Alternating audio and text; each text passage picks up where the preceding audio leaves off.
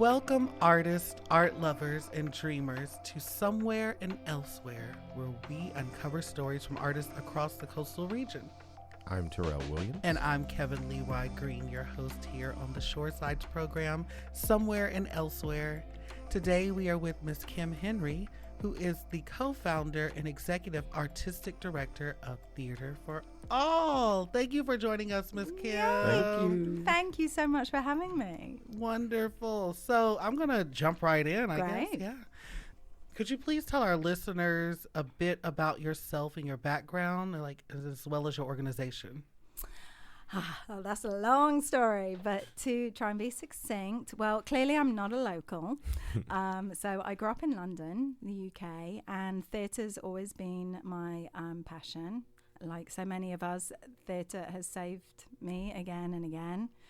And at some point in my late teens, early 20s, I realized that I wasn't cut out for the really hardcore competitive, we're all going to stab each other in the back and like kill ourselves part of the industry. But I knew I loved it. And I was also very passionate about all sorts of, about our world and people and stories and social justice. And I wanted to find ways to combine those two loves.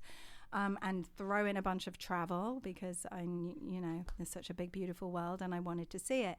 So luckily I managed to find a way to combine those things. So community theatre and theatre to enhance people's lives and tell unheard stories and find new ways of communicating across all sorts of boundaries was my jam. And I was lucky enough to travel all over the place, Bosnia and India and all over Europe. And then my family, my kids and the father of my children ended up here in the beautiful sandy shores of Wilmington, NC.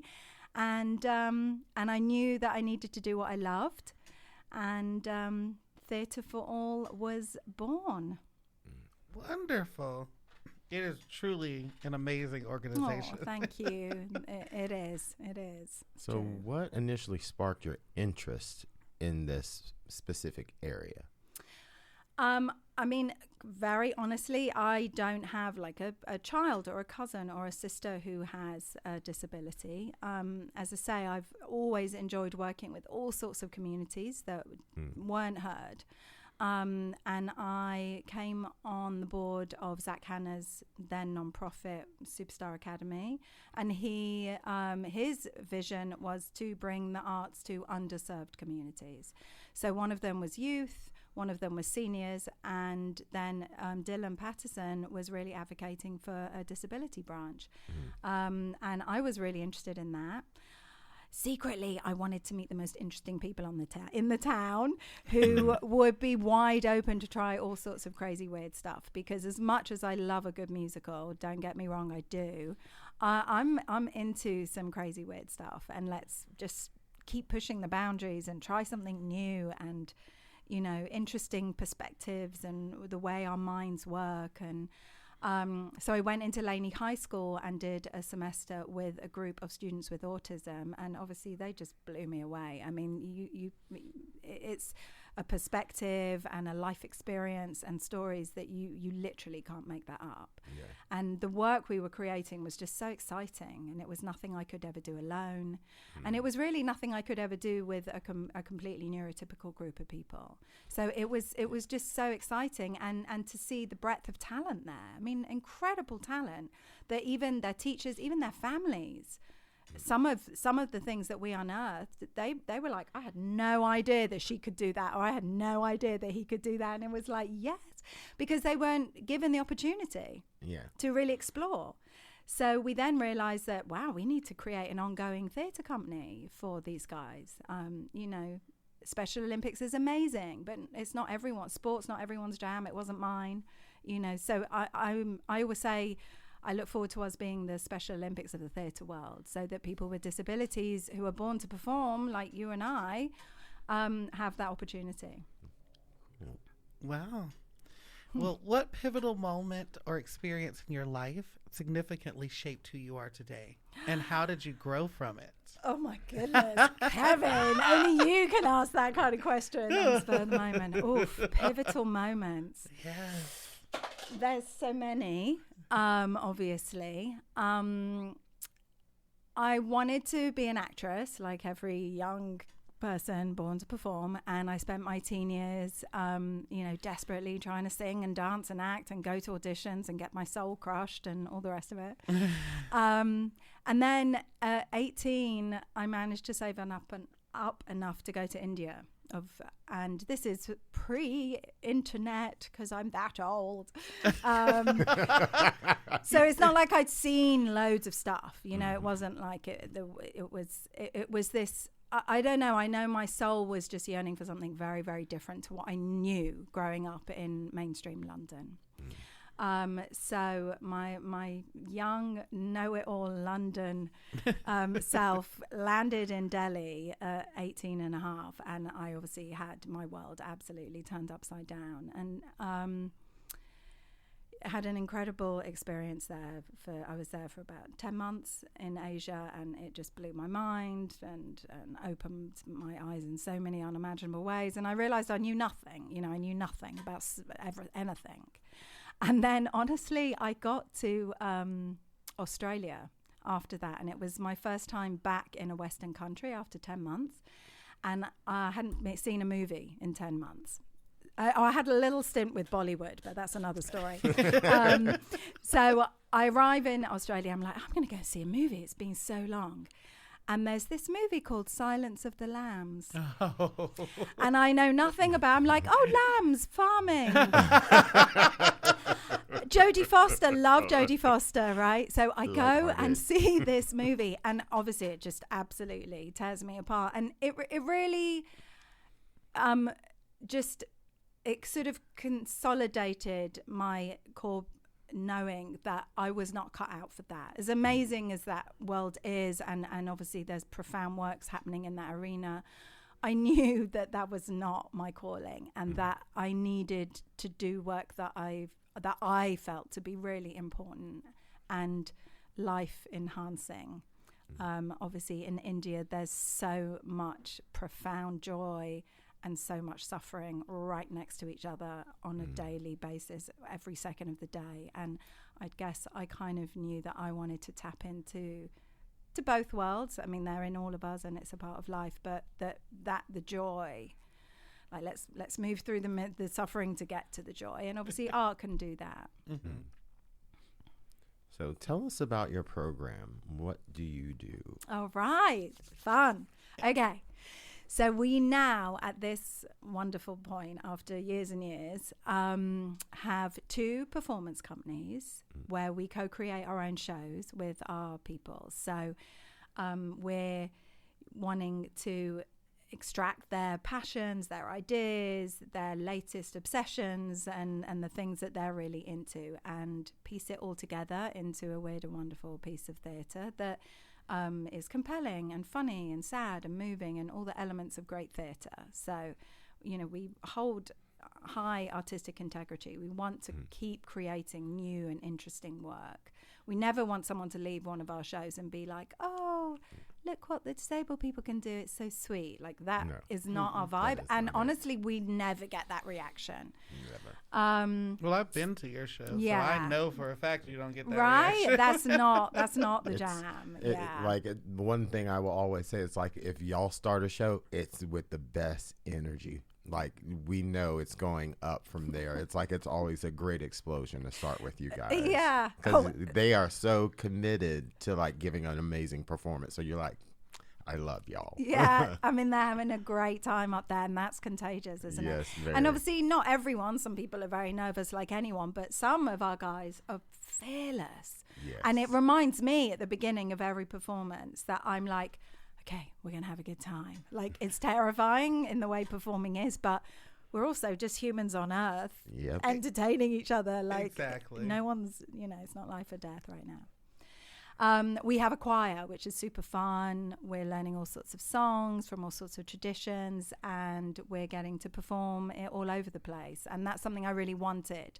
People were beginning to say to us, hey, you could come and do this. You could come and do this. And I was like, well, we're in the middle of rehearsing a show, so I can't just whip together a little thing, a 10-minute thing to bring to you. So I was like, we need some stuff that we can just be out and about, be meeting people.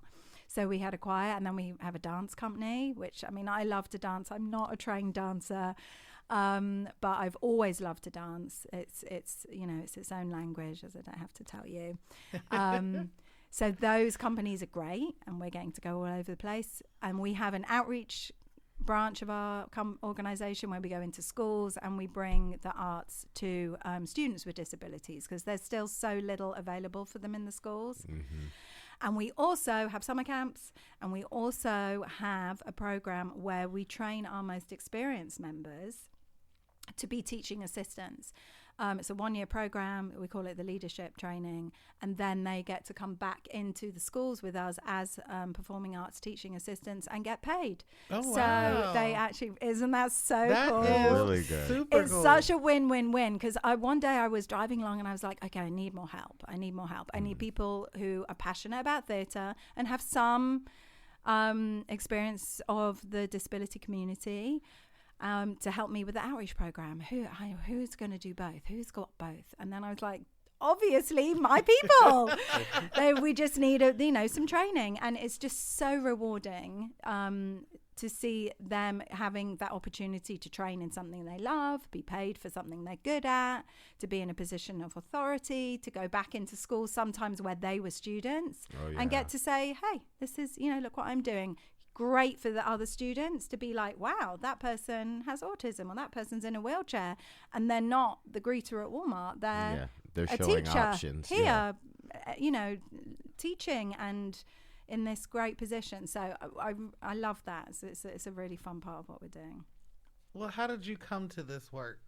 And what has sustained you through it? I mean, truly the members, because as you know, nonprofit world is harsh at first. You have, and I have no nonprofit background, full disclosure. Now that we're an amazingly well-oiled nonprofit, I can admit that. That at first it was like, what? We have to do this, and we got to double check that and cross that, and all the guarding of nonprofit world. I'm a bit like, we're the good guys. We're the ones making the world a better place. The corporation should be checked, all left, right, and center. But so there was a time that it was a lot of work. I was wearing 800 different caps, as you do, but I mean, truly, and I'm not being like, oh, we're all so amazing, but every time I went into a classroom, even the days where I'm like, oh, I don't really want to be here, back in the day we were like put in the school canteen. That was like my idea of hell. It stinks, and there's people, there's no privacy to really explore the arts. Everyone's moving around, like eating, cooking, there's clattering. It was like, this is not where the drama department, the other drama students are doing their drama classes. I know that for sure.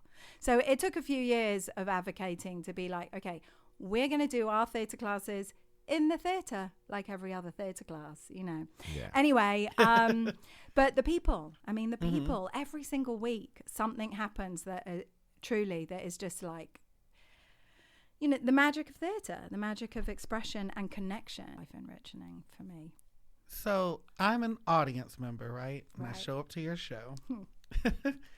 What should I know about this work going in? Know that it's co-created. So we never do like, we're doing Annie. So we like to create shows that really utilize and highlight some of the things that are very particular to our group of people. So you'll never see a show quite like ours, which as you've seen them, you'll know,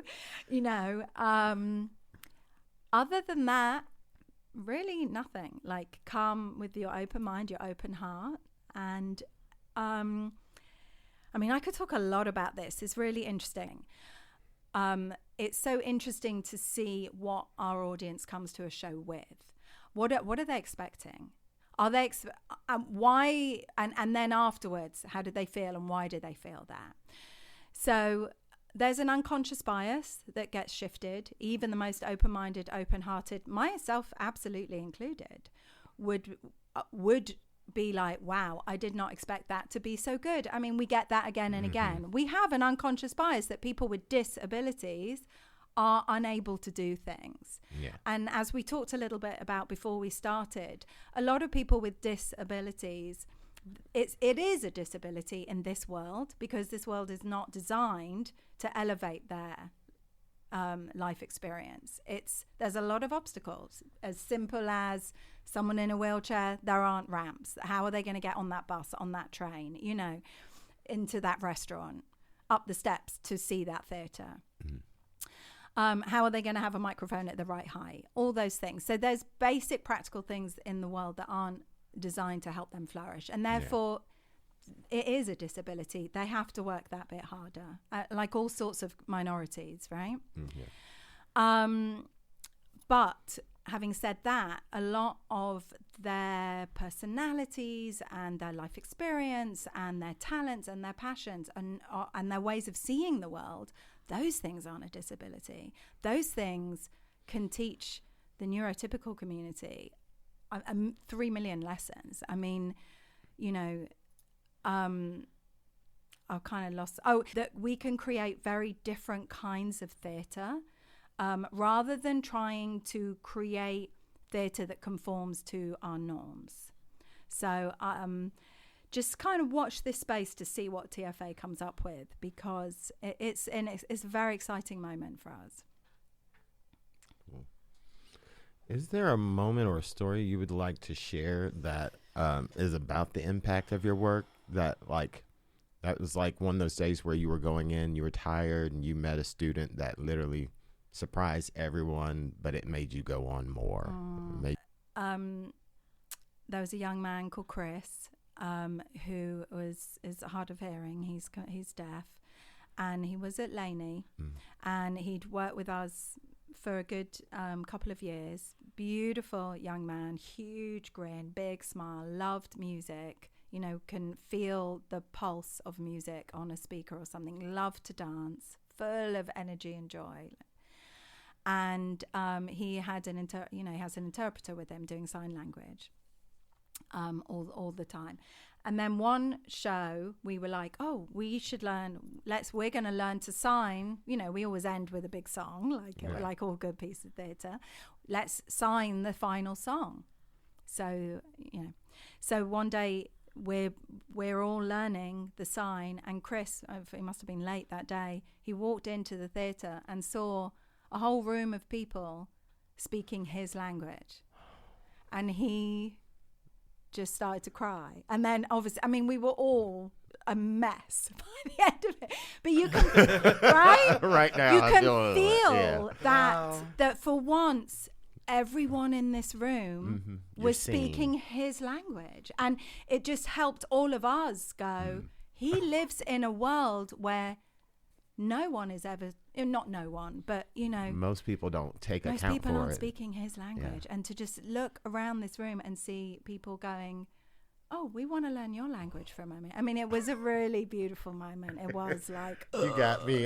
Telling the story, you got me. Like, this is the moment. Yeah.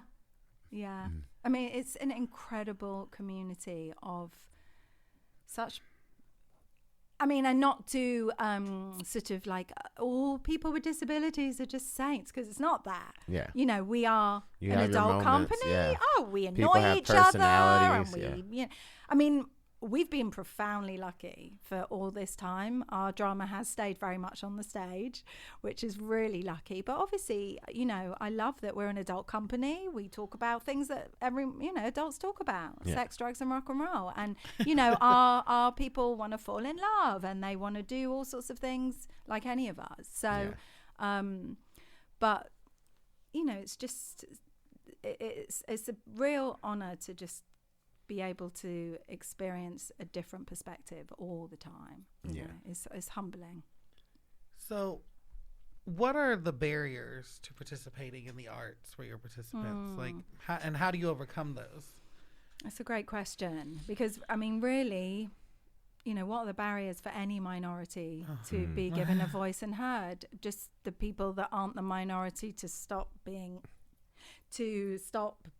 trying to control or oppress, or wake up to the fact that there's lots of other people in the world that might not look just like you, but they're valid, they've got stories and talents and passion, and we just need to give a platform and stop this. I mean, I have one of my parents always says, the disability community is like the last battle cry for human rights. It's the largest minority in America, and it's just still shocking at some of the things that are not available to this community. What are some changes you'd like to see happen in the arts community or here in coastal North Carolina that would help? I think it's a lot about our audiences, right? And I mean, the work you do, especially here in the South, where we were used to, I mean, it's not like I've grown up here, but, the people we used to seeing an artist is this kind of person, right? Blonde, blue-eyed, thin, and very particular, to be generic about it or generalizing, but we know what we mean.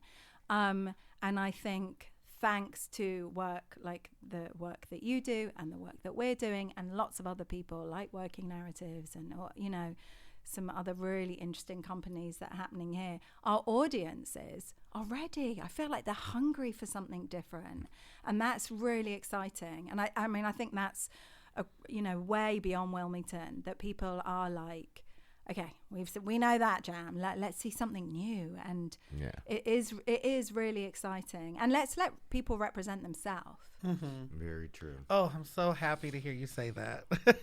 That's one of the things. It's exciting. So, how can people get involved and support your work? Okay. We have, I mean, last year was an amazing year for TFA. We finally received some great funding, which we're very grateful, very, very grateful for. It allowed us to employ some other people, which is huge, because I was wearing 8 million hats, as I said, before that. So we now have, we have great social media on Facebook and Instagram. On Instagram, we're Theatre for All NC. And on Facebook, we're Theatre for All. I think our tagline or it was Diversity Now. But you'll find us if you put in NC. We have our website, theatreforall.org, and on the website there's ways to donate, there's ways to join the company, there's ways to offer your skills. We have a really beautiful family of volunteers that are having a great time with us. They're loving it. And obviously come and see the shows. Our next show, shameless plug, is the Hannah Block, May 30th, May 31st. Come. Our May 30th show is a donation base, so it's accessible to everyone. It's very important to us. And our May 31st show is, we're fundraising, so that's a $25 ticket. There's the whole pre-show yum food, drinks, a bit of entertainment in the lobby, and then exactly the same show. There's just all that pre-show goodness. We have summer camps, that's our official companies are adult, it's 18 and up, but our summer camp, we've lowered the age to 15. We eventually want to have a whole another Theatre for All company that is for young people. We know it's very much needed, and we can't, it's heartbreaking when people reach out to us and their kids are just not old enough. So we want to get there, and we want our guys will be running that, and I'll be their assistant. But that's a little bit down the line. So yes, lots of ways to get involved. We're all over town these days. We were just at the awards. We were having events in breweries. We just found out we got into the Wilmington Dance Festival for the second year. Congratulations. Thank you so much. So that's super exciting. Well, having you here has been absolutely amazing. And thank you for sharing your time with us. Oh, thank you. It's been an honor. Thank you, listeners, for listening to another episode of Somewhere and Elsewhere, listening to Miss Kim Henry. we're reminded that it is important for all voices to be heard. We've loved hearing about this work today. Remember, dear listeners, art happens everywhere if you know where to look. Join us again next time as we share more stories and continue to hear stories from across the coastal North Carolina arts community. Until then, keep your hearts open, your minds curious, and your spirits adventurous. This is Kevin and Terrell signing off from Somewhere and Elsewhere. Safe travels, fellow arts lover. Somewhere and Elsewhere is a podcast of Shoresides. Learn more about our work at www.shoresides.org.